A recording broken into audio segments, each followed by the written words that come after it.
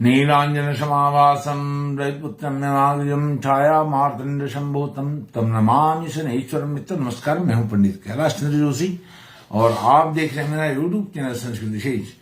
आज बात करने जा रहा हूं कुंभ राशि के जातकों के लिए सूर्यनारायण भगवान का गोचर कैसा रहने वाला है, जो 14 जनवरी 2025 को मकर राशि में हो रहा है। अर्थात कुंभ राशि के जातकों के लिए द्वादश भाव में सूर्यनारायण भगवान जा रहे हैं। ऐसी स्थिति में मकर संक्रांति से 14 जनवरी से 11 फरवरी 2025 तक क्या स्थिति रहने वाली है। वीडियो का थंबनेल तो आपने देख ही लिया है। सूर्य नारायण भगवान का चमत्कार, गुरु करेंगे बेड़ा पार। गुरु उसमें सूर्य नारायण भगवान के गोचर में 4 चांद लगा रहे हैं और किस प्रकार लगाएंगे उस पर चर्चा करूंगा। यह वीडियो आपकी जन्म राशि, चंद्र राशि, मून साइन पर आधारित है कुंभ राशि के जातकों के लिए।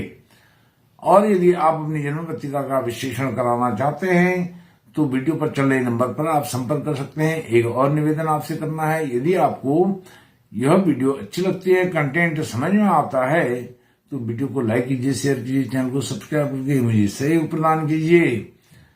अब चर्चा करता हूं सिलसिलेवार।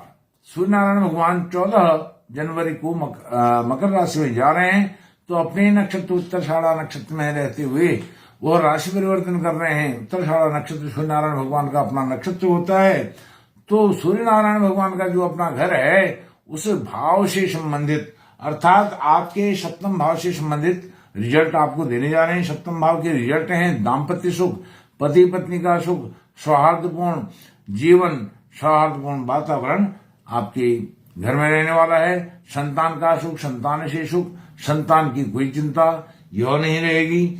और यदि आप पार्टनरशिप में कोई कार्य करते हैं, काम करते हैं, कोई बिजनेस करते हैं, उसमें भी बहुत अच्छा लाभ आपको होने जा रहा है। 14 जनवरी से 24 जनवरी तक जब सूर्य नारायण भगवान अपने ही नक्षत्र उत्तराषाढ़ा नक्षत्र में रहेंगे, तब यह स्थिति आपके लिए रहने वाली है। उसके बाद सूर्यनारायण भगवान चंद्रमा के नक्षत्र में जाएंगे। चंद्रमा का नक्षत्र अर्थात श्रवण नक्षत्र में 24 जनवरी से 6 फरवरी तक, अर्थात आपके छठे भाव से संबंधित वह फल देंगे। अब सूर्यनारायण भगवान ये जो फल दे रहे हैं, क्यों दे रहे हैं, किस प्रकार से दे रहे हैं, क्योंकि सूर्यनारायण भगवान जिस नक्षत्र में जाएंगे उससे संबंधित जो भाव होगा उस भाव में वह जागृति करेंगे, वहां प्रकाश करेंगे, उसको आलोकित करेंगे और उसमें चेतना जागृति उत्पन्न करके उस भाव को और पॉजिटिव करते हैं और मुखर उसको करते हैं और उसमें मोटिवेशन देते हैं। तो छठा भाव चंद्रमा का घर है आपकी कुंभ राशि के जातकों के लिए, तो छठे भाव से संबंधित चंद्रमा के नक्षत्र में जाने पर वह फल देंगे। यह भाव है आपके ऋण का, रोग का, शत्रु का और कॉम्पिटिटिव एग्जाम का। तो कॉम्पिटिटिव एग्जाम आप पास कर पाएंगे, उनमें बड़ी सफलता आपको मिलने जा रही है। 24 जनवरी से 6 फरवरी तक ऋण रोग शत्रु यह दूर भागेंगे, क्योंकि ऋण रोग शत्रु से सावधान करेंगे। सूर्यनारायण भगवान जैसे एनर्जी देते हैं, ऊर्जा देते हैं, ऊर्जान्वित करते हैं, तो पता चलता है भाई कौन सा ऋण होने वाला है, कौन सा रोग आने वाला है, कौन सी शत्रुता होने वाली है, तो इनसे आप अलर्ट रहने वाले हैं। उसके बाद सूर्यनारायण भगवान मंगल के नक्षत्र में जाएंगे। मंगल का नक्षत्र से संबंधित भाव है, अर्थात मंगल का नक्षत्र धनिष्ठा नक्षत्र, धनिष्ठा के नक्षत्र के ऊपर गोचर करने पर वह तीसरे भाव और द्वादश भाव और साध में दशम भाव, इन भावों से संबंधित रिजल्ट आपको देंगे। तीसरा भाव अर्थात तीसरे भाव पुरुषार्थ, पराक्रम, साहस, करेज, यह आपका बहुत बना हुआ रहेगा। बहुत मोटिवेशन आपको मिलेगा। नकारात्मक एनर्जी दूर होगी, सकारात्मक एनर्जी मिलेगी और अपने टूरिज्म में यदि आप हैं वहां से बड़ी सफलता आपको मिलेगी और अच्छी यात्रा, शुभ यात्रा आपकी होने वाली है। और द्वादश भाव जहां सूर्यनारायण भगवान हैं, उस भाव को भी वह बहुत अच्छा जागृति उत्पन्न कर रहे हैं, प्रकाशित कर रहे हैं। यह भाव आपकी यात्राओं का है, बिजनेस यात्राओं का है।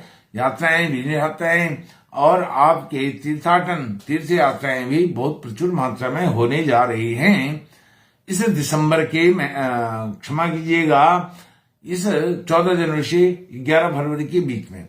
अब मंगल का दूसरा भाव है आपका दसम भाव, अर्थात सूर्य नारायण भगवान का वह दिग्बली भाव है। उस भाव से संबंधित रिजल्ट देंगे 6 फरवरी से 11 फरवरी तक, जैसे तीसरे भाव का रिजल्ट दे रहे थे। तो वहां पर क्या है, वह दसम भाव है कैरियर, जॉब से संबंधित, कार्य से संबंधित आपका भाव है। उसमें भी आपको पद प्रतिष्ठा देने वाले हैं। जॉब यदि आपकी नहीं है, छठा भाव है कॉम्पिटिटिव एग्जाम का, यहाँ कॉम्पिटिटिव एग्जाम पास करके आप कहाँ जाएंगे, जॉब पर, दसम भाव पर। दसम भाव जो है आपके जॉब का, कैरियर का है, उसको उन्नत कर रहे हैं, उसको प्रकाशित कर रहे हैं, उसको जागृत कर रहे हैं और उसमें चेतना ला रहे हैं। और यह पिताजी का घर भी होता है, सूर्य नारायण भगवान का दिग्बली भाव भी है, तो इसमें आपको बहुत अच्छा फल मिलने जा रहा है। अब एक बात और आपको बताता हूं, चतुर्थ भाव में गुरु गोचर कर रहे हैं और बहुत पहले से वो बने हुए हैं, पूरे समय आगे भी बहुत समय तक, लंबे समय तक बने रहेंगे। और वहां से सूर्य नारायण भगवान पर उनकी नवम दृष्टि जा रही है, जहां मकर राशि में आपके द्वादश भाव में सूर्य नारायण भगवान विराजमान है। सूर्य पर दृष्टि, नवम दृष्टि, इसी से पूर्ण महाकुंभ का योग बनता है प्रयागराज में। और यह योग बनता है, सूर्य नारायण भगवान को नवम दृष्टि से देख रहे हैं। 14 जनवरी से 11 फरवरी तक गुरु देखेंगे। और वहीं गुरु आपके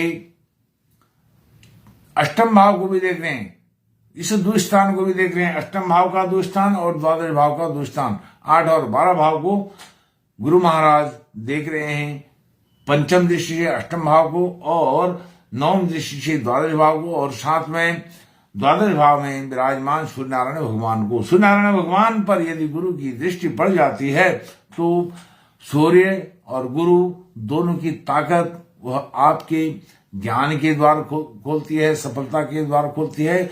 विफलता नाम का कोई अंधकार आपके जीवन में नहीं रहता है। इसलिए लिखा है, सूर्य का चमत्कार गुरु करेंगे बेड़ा पार। और गुरु की जो पंचम दृष्टि है अष्टम भाव पर, वह भी आपके जो रोग हैं, ऋण रोग हैं, कष्ट हैं, क्लेश हैं, जो आपको मृत्यु तुल्य कष्ट आते हैं, उनको भी वह समाप्त करने जा रहे हैं। और गुरु की सप्तम दृष्टि दसम भाव पर पड़ रही है। और दसम भाव जो है गुरु का कारक भाव भी है, गुरु का कारक भाव भी है। और यह भाव कारक भाव अर्थात वहां जो राशि बैठी हुई है गुरु की, मंगल की राशि बैठी है गुरु के लिए, वह कारक राशि है। तो इसलिए दसम भाव को भी बहुत जागृत कर रहे हैं।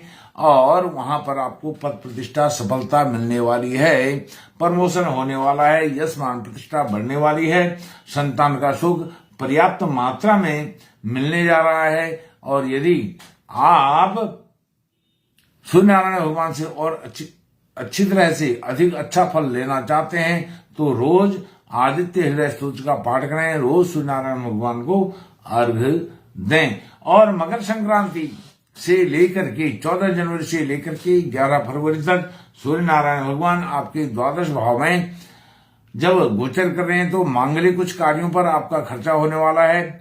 फिजूल की खर्ची वह रुकेगी, फालतू का खर्चा, मितव्यय, अपव्यय, यह सब रुकने वाला है। खर्चे होंगे, अच्छे खासे होंगे, लेकिन मांगलिक कार्यों पर होंगे, शादी ब्याह में होंगे, शादी ब्याह में जाने पर होंगे, या अपने संतान की शादी ब्याह से संबंधित कोई आपने शॉपिंग करनी है उस पर खर्चे हो सकते हैं, कोई इन्वेस्टमेंट करनी है उस पर खर्चे हो सकते हैं। और व्यापार में आपको बड़ा लाभ इस महीने होने जा रहा है। इस महीने अर्थात 14 जनवरी से 11 फरवरी तक, जब तक गोचर सूर्य नारायण भगवान का मकर राशि में रहने वाला है।